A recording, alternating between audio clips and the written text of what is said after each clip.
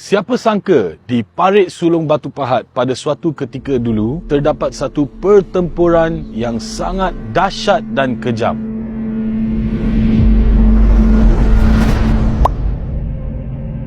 Parit Sulong merupakan pekan kecil di daerah Batu Pahat, Johor. Merupakan tempat yang menyimpan khazanah sejarah, kisah tragedi perang dan keunikan budaya.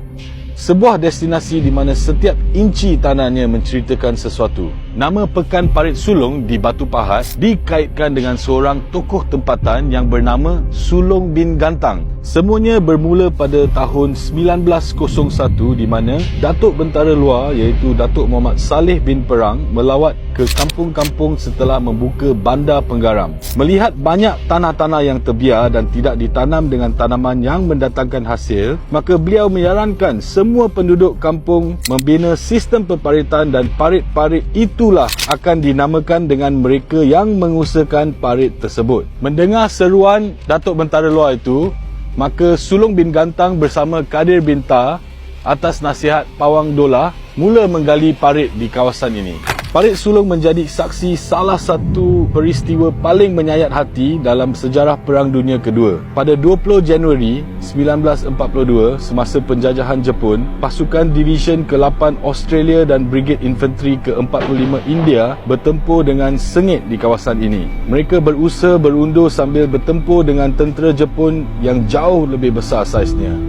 Apabila kehabisan makanan dan peluru, setelah 2 hari bertempur, tentera berikat dikepung berhampiran jambatan Parit Sulong. Pada 22 Januari 1942, tragedi berdarah tercetus. Tentera Jepun bukan saja menangkap tetapi membunuh 161 tahanan perang, kebanyakannya dari pasukan Australia. Tahanan pada masa itu dipukul, ditendang dan dibunuh secara kejam dan meninggalkan parut sejarah yang kekal. Tugu peringatan sejarah Parit Sulong yang dibina hari ini menjadi simbol penghormatan kepada para pahlawan yang terkorban dalam tragedi ini. Selain detik tragis, Parit Sulong juga merupakan tempat kelahiran tokoh seni terkenal, Allahyarham Datuk Haji Jamil Sulong. Beliau mengangkat seni Melayu melalui filem dan penulisan, meninggalkan legasi besar kepada generasi kini. Selain daripada tempat-tempat bersejarah di Parit Sulong, anda juga boleh mengunjungi kilang keripik Mas Tuki kerana di sini terdapat pelbagai jenis pilihan keripik tradisional yang sangat lazat. Di kilang keripik Mas Tuki, terdapat signaturenya antara pelbagai jenis pilihan ialah keripik ubi pedas basah yang merupakan favourite saya juga. Anda boleh datang ke sini setiap hari tapi cuma pada hari Jumaat mereka half day. Parit Sulong kini menjadi destinasi pilihan yang menggabungkan pengalaman belajar bersejarah, menikmati tradisi dan mencipta kenangan. Ia menghubungkan masa lalu yang penuh dengan cabaran dan masa kini yang penuh dengan harapan.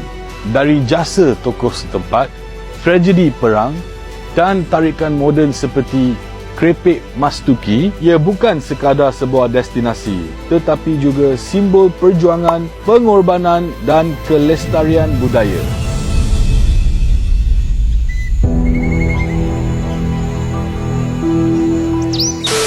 Okay, right, ready, and action. Selain daripada tempat-tempat bersejarah, anda juga boleh datang ke Parit Sulong untuk mengunjungi.